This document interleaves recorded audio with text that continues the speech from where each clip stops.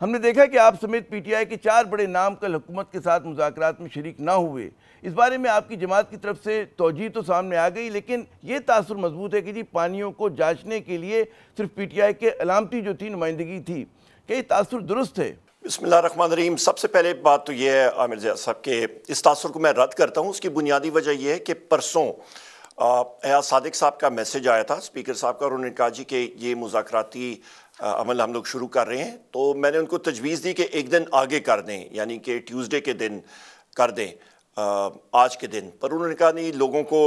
مجبوری ہے، انہوں نے ٹریول کرنا ہے دوسری سائٹ کی گورنمنٹ کی ٹیم نے، تو انہوں نے کہا یہ پریلیمنری ہماری میٹنگ ہوگی۔ ان کو پھر میں نے بتایا تھا کہ ہمارے حامد خان صاحب ملک سے باہر ہیں، میرے اوپر کافی کیسز اس فارم 47 گورنمنٹ نے بنائے ہوئے ہیں، اور میں ٹرانزٹ بیلز اور اومنی بس بیلز اور باقی بیلز کے سلسلے میں پشاور ہائی کورٹ میں ہوں گا،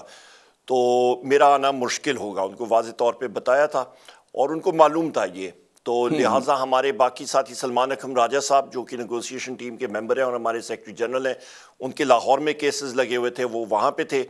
اور ہمارے 3 اور ممبران جو ہیں وہ وہاں پہ موجود تھے۔ وزیر اعلیٰ خیبر پختونخوا جو ہیں ان کی کیبنٹ میٹنگ تھی اور وہ پریزائڈ کر رہے تھے۔ آپ کو معلوم ہے کہ کیبنٹ میٹنگ اور کوئی پریزائڈ کر نہیں سکتا،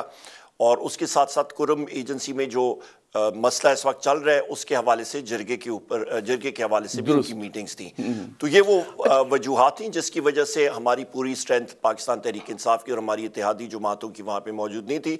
وہاں پہ اسد کیسر صاحب تھے، صاحبزادہ حامد رضا صاحب تھے، اور علامہ صاحب جو ہیں وہ وہاں پہ موجود تھے، اور پریلیمنری میٹنگ تھی۔ ہم نے اپنی جو ڈیمانڈز ہیں وہ سامنے رکھی، اور اس پہ ہمارے اسیران کی رہائی، اس کے ساتھ ساتھ 9 مئی کے حوالے سے جوڈیشل کمیشن، آپ کے 26 نومبر کے حوالے سے جوڈیشل کمیشن، اور جو ہمارا فارم 47 کی گورنمنٹ جس وجوہات کی وجہ سے بنی ہے، آپ کا فیبری 8 الیکشن پروسیس، اس کے حوالے سے انویسٹیگیشنز، یہ ساری چیزیں، اور فری اینڈ فیئر الیکشنز کے حوالے سے وہ ڈیمانڈز انہوں نے وربلی وہاں پہ بتائیں، اور ان کو کہا کہ ہم لوگ آپ کو ایکچول گورنمنٹ تصور نہیں کرتے ہیں، یہ ہے ہی فارم 47 کی گورنمنٹ، پر کیونکہ ہمارے مذاکرات ابھی شروع ہوئے ہیں تو کسی نہ کسی سے ہمارے مذاکرات ہونے ہیں، تو لہٰذا اس عمل کو ہم لوگ آگے چلائیں گے۔